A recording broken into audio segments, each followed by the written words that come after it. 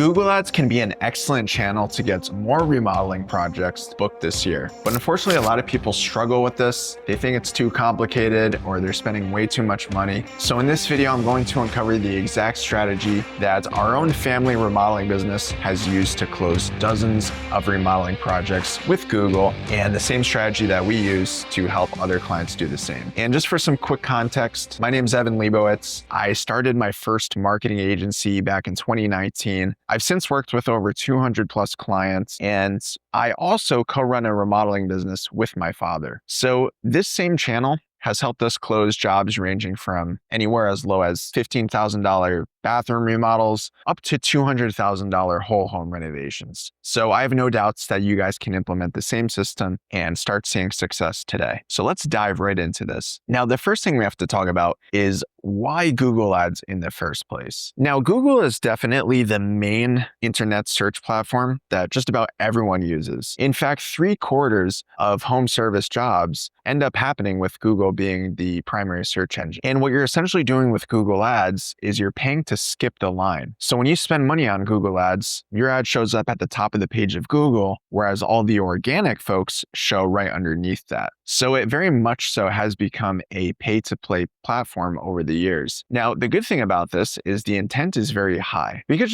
just think about it. If someone is going out of their way to, let's say, search for a service like basement remodeling, well, you can pretty much guarantee that that person is qualified. Now, here's the downfall. Because of this, Google is also very expensive. A lot of competitors are on Google, and the learning curve can be quite steep, but in this training, I'm going to hopefully mitigate this as much as possible. The first thing I want to talk about is the two types of Google Ads. So there are what's called Google Local Services and then Google Search Ads. And Google Local Services, the way that these work is, first of all, these are the very top of the page ads, and there will often be a green guaranteed badge next to the company name. That's how you'll know it's a Google Local Service ad. But the way that these work is you only get charged if someone actually calls you or sends you a message. So they click a button, they go directly to the source. Whereas Google Search Ads, on the other hand, we're sending traffic to a website. So regardless if these people actually end up turning into a lead, you're still paying for that click regardless. So the main difference between these, I would say, is one, the action that people are taking, but also with Google Local Services, this is definitely more of a DIY solution. So I suggest this to people who maybe aren't the most savvy. If they're just looking to set something up, get it up and running, then I would say this is probably where I would start. All right. But if you do want something that is very scalable, sometimes Google Local Services can have its limitation. Whereas if you look at Google Search Ads, on the other hand, these are definitely more expensive, they're more complicated, but they can be very scalable depending on your market. Now, in this video, I'm going to talk more about Google Search Ads for this reason, because there definitely are more moving parts and it's a little bit more advanced. So let's just talk about a quick overview of how it works. Let's say we have a nice young lady over here who is searching for kitchen remodeler near me. Well, depending on our keyword strategy, our budget, all of that, that's going to determine the likelihood that our ad pops up. And then if she clicks on our ad, then she's going to get brought to our website where she could then call us or fill out a form, etc. So we're going to go into all of this in more detail. So as I briefly alluded to, keyword strategy, this is the backbone of your Google Ads campaign. And most people screw this up before they even give themselves a fair shot. So our goal with Google Ads is we want to be as cost effective as possible. And there's a few ways that we can do this. So first of all, we can bid on specifically qualified keywords that we want to show up for. And we can also negate unqualified keywords that we don't want to show up for. And we can also use something called match types, which is going to allow us to be more cost effective. And this is where we add quotations or brackets around the keywords to basically narrow down our searches. So if this is confusing, don't worry, I'm going to go into more detail later. And over time, we're going to trim the losers while scaling the winners. That's how we get the maximum ROI. So a common keyword mistake that a lot of people do is they'll just blindly take whatever Google suggests to them to use as keywords and then just treat that at face value. They'll assume that that's the correct strategy. And I can tell you right now, this is the wrong strategy, because what Google is going to do is they're going to suggest very broad keywords to you, like bathroom remodeling, bathroom design, kitchen remodeling, the same broad keywords that every other contractor is bidding on. And first of all, since everyone else is bidding on the same keywords, it's going going to be expensive. Also, these are broad match, meaning there's no quotes or brackets around them. So you're going to waste a lot of money on unqualified clicks, and you're not doing any research ahead of time to seeing what's actually effective in your market. So if we look at this chart, basically everything up here, these broad keywords that Google suggests to every other contractor, that's putting you in this red ocean market, meaning there's a lot of competition. It's highly saturated. It's very expensive. Everyone in here is bidding on the same keywords. That drives up the cost. We don't want that. Instead, we want to be here, this blue ocean market, because this is where there's not a lot of competition, right? And we can simply enter this blue ocean by just doing a little bit of research ahead of time. So let's go into that. The tool that I suggest everyone use, by the way, this is a free tool within the Google Ads platform. It's called the Google Keyword Planner. And in this example, I'm taking 3 services that we want to appear for in our city, which is bathroom remodeling, kitchen remodeling, and basement remodeling. And if we go into this further, Google is going to tell us what we can expect to pay on the low end of the range and what we might pay per click on the high end of the range. So there's quite a bit of variance. This could be anywhere as cheap as $4, upwards of $31, or in this case, anywhere as low as $9, upwards of $51. And generally speaking, what's going to be realistic is you're going to be somewhere in the middle of these 2 ranges. So just kind of expect to be right in between. Now, here's what's interesting. In this example, look at kitchen remodeling. We might pay upwards of $31 at the high end for a click, but if we take a service like bathroom remodeling, we might pay upwards of $51 for a click. And that's crazy because bathroom remodeling is generally going to be a lower ticket service. So if I was just a contractor riding blind and I was like, yeah, we want bathrooms, let's do that.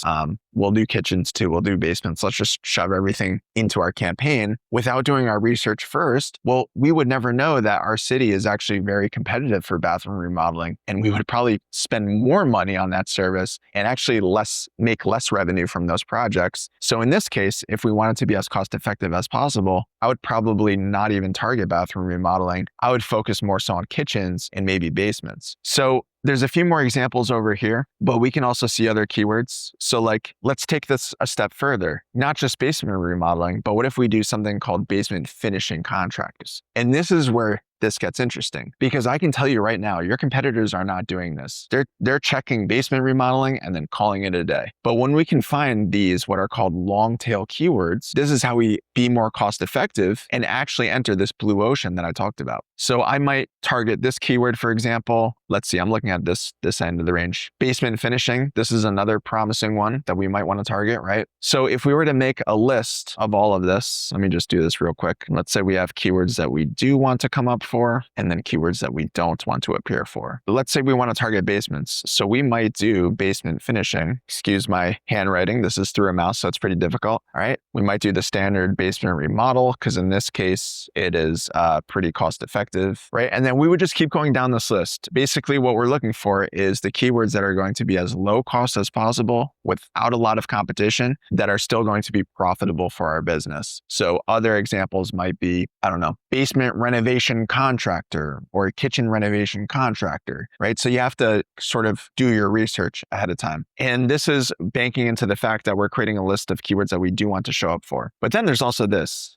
a list of keywords that we don't want to show up for. And this is this other end of the column. So now we're entering what we call negative keyword territory. We told Google, hey, we want to show up for basement finishing contractor, basement remodeling, etc. But here's a list that if someone searches for these words, we want to make sure our ads don't pop up for because we don't want people clicking on our ad and burning through our budget. Now, anytime we start a Google Ads campaign, we have a go-to list of negative keywords just based on previous experiences of what we lost money on. And really, the strategy is going to build over time. Every now and then, you'll find these unqualified search terms that you eventually want to add to this list. For example, one of these might be DIY. So if anyone's searching for DIY kitchen remodel or DIY bathroom, just the fact that it has DIY in the search term, we want to make sure that our ads don't pop up. Another one might be something like course or program, right? So if someone is searching for like remodeling schools, courses, we don't want to pop up for that. Another one could be tools, right? So if someone's kind of like this DIY example, that might mean that someone is planning on remodeling their own kitchen. Another example for a negative keyword could be a specific competitor in your area. So let's just pretend there is a company called ABC Remodeling, right? So we could enter that in And that way, anytime it's searching for this competitor, our ad will not show up. So again, this will build up over time, but you definitely want to keep an eye on this because this is how you save a lot of money. Now, one last thing I want to talk about keywords is the different match types. So there's 3 match types within Google Ads. There's broad match, which as you can see is just the keyword itself. There's phrase match, which has the quotations around it. And then there's this exact match, which has the brackets. And as a general rule of thumb, especially if you have a fairly limited budget, meaning you're spending, let's say like $100 a day or less, I would actually negate broad match in all cases. Because here's the thing, let's just pretend that we put in kitchen remodeling as one of our search terms. What Google can do is it will find any search term that's somewhat related to kitchen remodeling and potentially show your ad. So for example, if someone searches for kitchen pests, like kitchen bugs, even though your keyword is kitchen remodeling, just the fact that the word kitchen is in there, it could potentially show up for. Or same thing, if someone, let's say, is searching for basement remodeling, but your keyword is kitchen remodeling, well, people could potentially see your kitchen remodeling ad, click on it,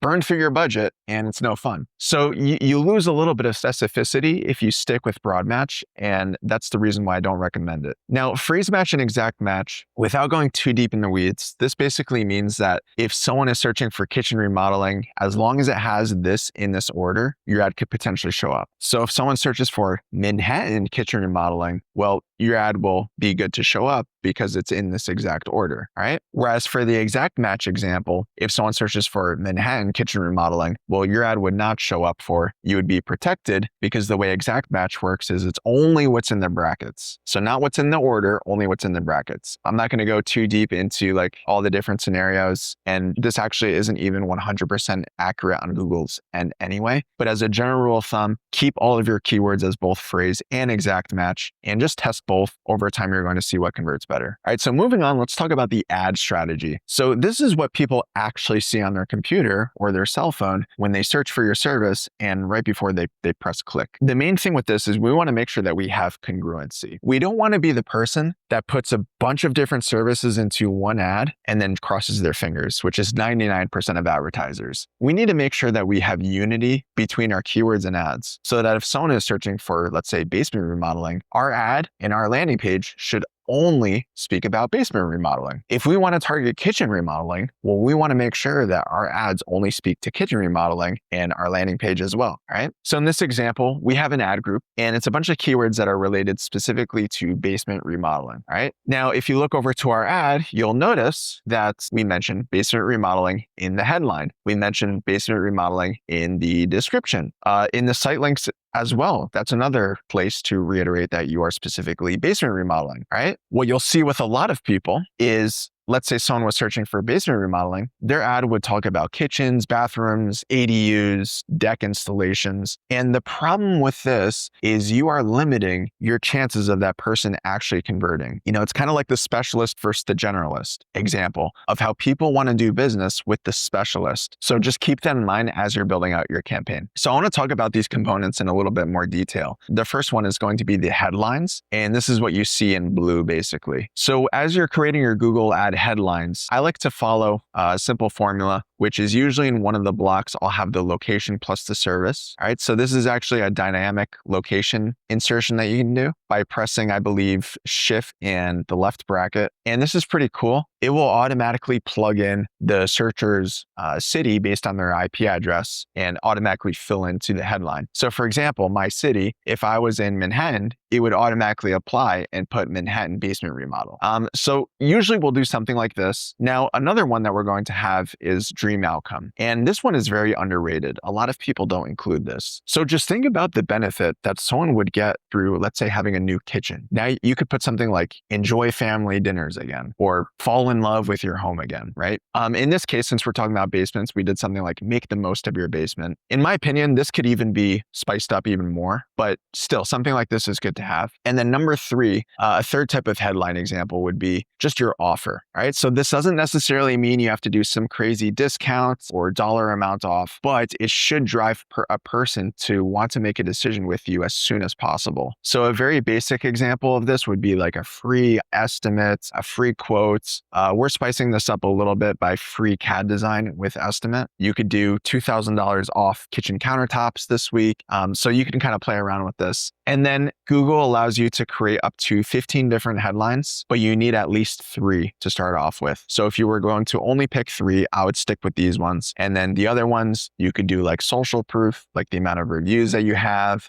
You could do just kind of like convenience factors, right? Like guaranteed to get you a quote in 20 seconds, etc. Now we have descriptions, and this would be everything in here. So this is going to be the small bit of text underneath your headline. And the process I like to follow for this is 1, talking about location and familiarity, 2, reiterating your offer or talking about like convenience, speed of delivery, stuff like that. Number 3 could be social proof, so reviews, case studies. And then number 4 would be sub-services. So this one, more specifically, let's say you're talking about basement remodels like we are. This is where you talk about actual components of that basement remodel. So game rooms, theaters, wet bars, rental or guest suites, will make your dreams come true, right? If you were targeting kitchen remodels, this is where you could talk about like open concept, farmhouse, modern, traditional style, etc. So that is the bulk of creating your ad. Now let's talk about the landing page. So after someone clicks onto the ad, they're going to get brought to a specific web page. And as we talked about previously, congruency is key, right? So we talked about how we want congruency between our actual keywords that people are searching for and the ad that appears. Well, same thing here. We want to make sure that there's congruency between the ad that they're clicking on and the actual page that they're getting directed to. And then the number one mistake I see a lot of contractors make is they'll send traffic to their website. The problem with this is this eliminates unity, because most likely you target basements, kitchens, decks, ADU installations, maybe roofing. And when you have all of these services, this not only distracts the focus of the visitor, but it also dilutes your specialty. So what we want to do is we want to create a designated landing page, which is basically like a simplified web page where there's no buttons in the banner for people to get lost in. We're targeting one specific service and we're including information and results pertaining to that one service. So a general checklist that you can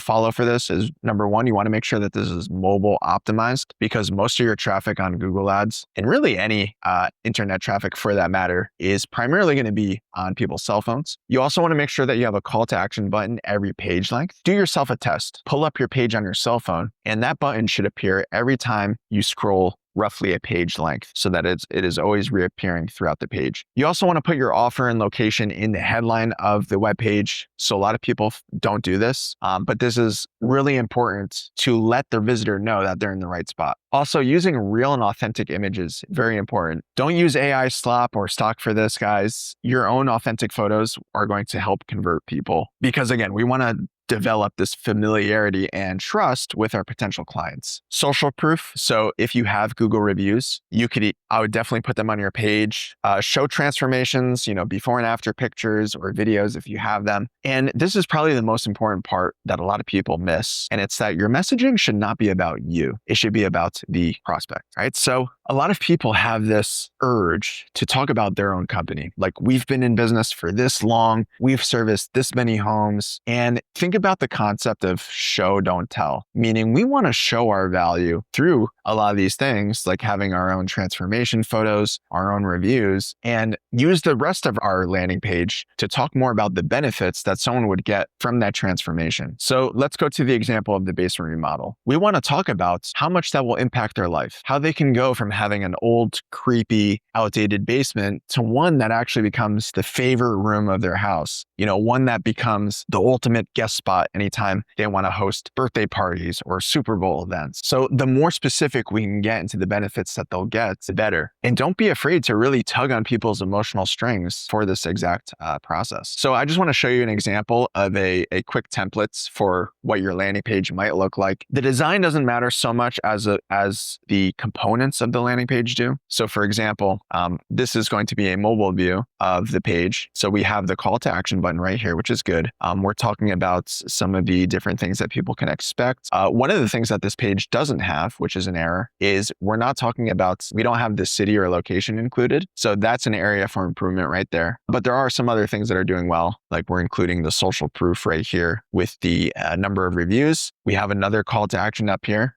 So this is actually another good thing, is that there's typically going to be 2 call to actions, which is either for someone to call you or for someone to fill out a form. Now, we like to have this floating at the top of the page for someone to tap the call so that it's always available. But as someone is going to keep scrolling down this page, this button right here is going to reappear every page length or so. So this gives people flexibility of how they want to convert, if they prefer to talk to a human or if they prefer to just fill out a form. All right. But as we scroll down to this page, we're also going to include before and after pictures. We're going to include a section that talks about like our simple 3-step process, for example, make it very easy for these people to convert. Now, there's one more point I wanted to talk to you guys about, and this is going to be lead follow-up. Now, even though this video was about Google Ads specifically, the truth is if you don't have this portion dialed in, then everything else is pretty much a waste of time. So we get the leads coming in. How are we actually able to convert them into estimates and thus projects? So the thing I'll say is that speed to lead is absolutely king. So there are some stats that prove that a lead is up to 21 times more likely to convert if they're contacted within the first 5 minutes of opt-in.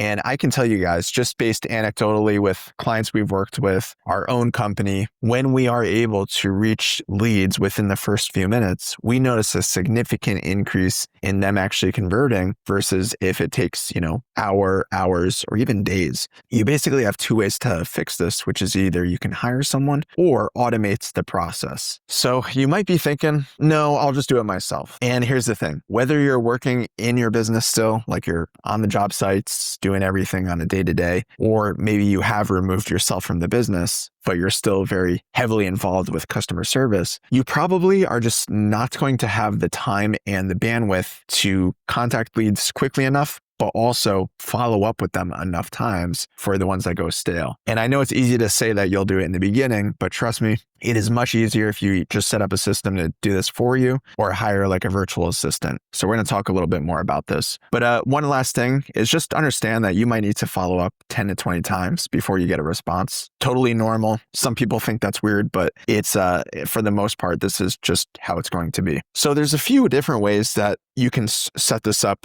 to get more leads to convert. The first thing is using some type of automation or AI to basically do this for you. So this is for our company. And as you can see, our AI bot actually booked this estimate for us within the span of about 40 minutes. So we trained it to ask some pre-qualifying questions, gave the prospect some different times to book their estimate. She agreed to one of them, and then boom, we have it booked. So you could easily have like a virtual assistant do this for you too. It's kind of just up to you. But another thing is going to be having an email nurture sequence. Now, I'm really big on this because we have to understand that some people just need a lot of value before they're ready to convert. And what we've seen is that when we can do specific emails that answer frequently asked questions, pre-adjust common objections, right? So if you often get objections around price, them needing to speak to their spouse, them wanting to wait a few days, we can pre-conquer that before it even has a chance to come up, which is very powerful. And then lastly, case studies. So inserting client testimonials or showcasing transformations with some information about the project. This is very powerful. And this will continue throughout the span of about 30 days or so that we're just always staying top of mind. And then the last thing, which I think is very underrated, is having a social media strategy. Now, look,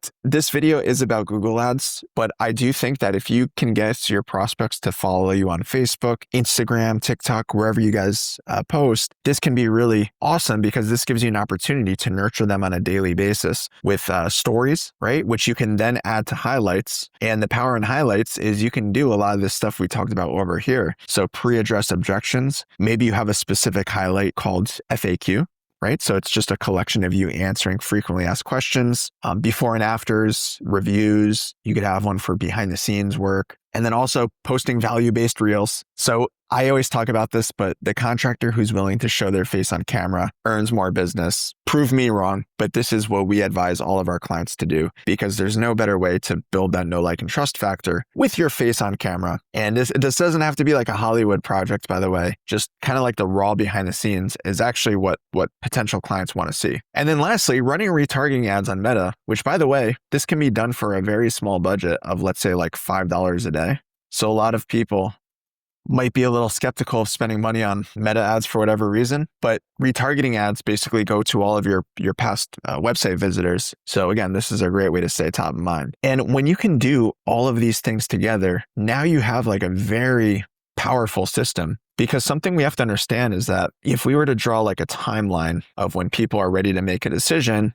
this being day 1, and then let's say this being like year 1 or day 365, everyone's going to be at different points of this spectrum. And our goal is to move people as close to this end as possible. And the only way that we can do that is by having all of these things working together. All right. So that's the overview of the Google Ads process. Now, if you guys got value from this, do me a favor, like this video, consider subscribing if you want, because I'm going to post more videos just like this. And if you got to this point and you're thinking like, okay, this sounds great, but I'd rather just pay someone to do this for me, I don't have time, whatever. No worries, my friends. I'm going to leave a link in the description that you could book a call. We'll chat. We'll see if our marketing system makes sense for your company and if we can work together. Now, obviously, running Google Ads is a great acquisition strategy for your business, but there are also other options. And Facebook ads is a great way to generate leads and new projects for your business as well. And I'm actually going to link a video in the top of this that goes over this exact thing. So it's an overview on how to set up your Facebook ads, the mindset, the strategy, all of that. Check it out.